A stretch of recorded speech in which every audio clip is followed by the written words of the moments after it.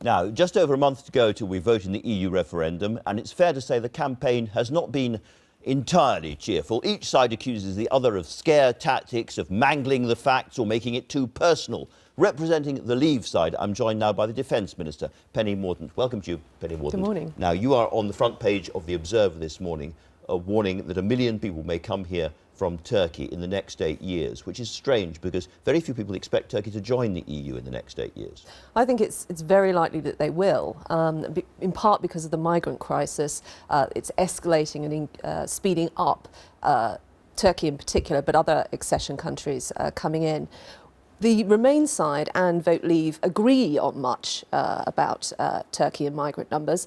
The Home Secretary herself, a Remainer, made a speech earlier in the campaign that pointed to questioning the merits of the EU expanding and having a land border with Syria, Iraq and Iran. While your own colleague Boris Johnson, as we just heard, is pro-Turkey joining the EU. Well, I think you can't. What is dishonest is to say, is to have a policy of expansion and then at the same time deny member states what they need to mitigate the security risk that comes with it. Theresa May herself has pointed to the problems of terrorism and organised crime that is in these accession countries. Where we disagree is on two issues. It's the dishonesty about doing that and then denying us the tools to keep our safe and secure. But it's also that this referendum is going to be our last chance to have a say on that.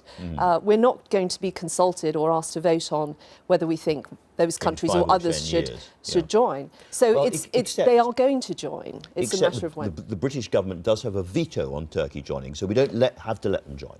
No, it doesn't. We are not going to be able to have a say. The British people I aren't thought going accession was something that each country could veto if it wanted to. No, I do not think that the EU is going to keep Turkey out. I think it is going to join. I think the migrant crisis is pushing it more that way. There's a lot of other EU countries. What is I'm sorry to wrong? interrupt. I mean, well, okay. just the expansion policy is one thing, but if you're going to pursue that policy, and this is where we disagree with the Remain camp, you have got to allow us the tools to protect our own interests, to protect our national security. That we do not have. OK, when it comes to the raw numbers and the way this has been framed, there's been talk from your side about the number of Turks who are criminals, the number of Turks who have guns and so on. It's sounding a bit dog whistle. And I remember right at the beginning of this campaign, there was a big fight between Conservatives and the Nigel Farage-led campaign, because your lot said you're just going to go on and on and on about immigration. Here we are, a few weeks before the vote, and you're going on and on about immigration. Well, those facts and figures are agreed on by both sides of this debate. What we are arguing is that if you're going to have these policies, if you're going to ever expand the EU, you have to allow us to mitigate the security risk that comes with that. And I think it is quite wrong that the British people will not be asked their view on this in the future. The referendum is our only chance to say, no, we disagree with that. There's been a lot of kind of grumblings and worry from government ministers about what happens to the Conservative Party after this, and even suggestions there's going to be a kind of spiteful reshuffle and people are going to be kicked out if they've been on the wrong side. Do you think this is just getting overheated on both sides? Are you worried about what's going to happen to the Conservative family after the referendum? I'm not. I think the party will come together, and I'm not ashamed that there's passion on both sides in my party on this. I think it is a shame that there are a lot of people in the world that want us to be frightened right now. But being frightened is not a way to live your life, and it's certainly not a basis on making a decision. What I would say to the public, and I fully understand how annoyed they are at all the scaremongering and all the false reports that have been coming from the Remain side. What I would say to them is look at what is actually happening. Look at the job figures this week. Look at the money that's pouring into the city. We're a month out from the referendum. There's no jitters on the economy. And also trust their common sense, the great British common sense. Are France and Germany going to stop cooperating with us on trade, on security? No, because it benefits them and it benefits us. Let me raise something else that you talked about this morning, which is the effect on the NHS of staying inside the EU. Now, we've had two former bosses of the NHS writing in the papers today saying, actually, the NHS will be badly hit if we leave the EU. Why are they wrong? What's your message to Simon Stevens, for instance, who's going to be sitting in that chair shortly? Well, I think the NHS to thrive needs two things. I think if we left the EU, we will obviously have that £10 billion dividend. Extra money is always helpful, but I think it needs something else as well. And would that go to the NHS? Well, it would be for future governments to decide, but I certainly think that the British public would probably put the NHS and the social care that surrounds it pretty high up the top of their list of priorities, if not at the top. So money is important. We would have more chance of spending more money on the NHS with that dividend. But I think it needs something else as well. And this has been a problem historically for the NHS. It needs the ability to plan better. And the problem with uncontrolled immigration is that it is impossible for our public services to plan, whether it's our hospitals, and A&E particularly has been affected by this, or whether it's school place provision.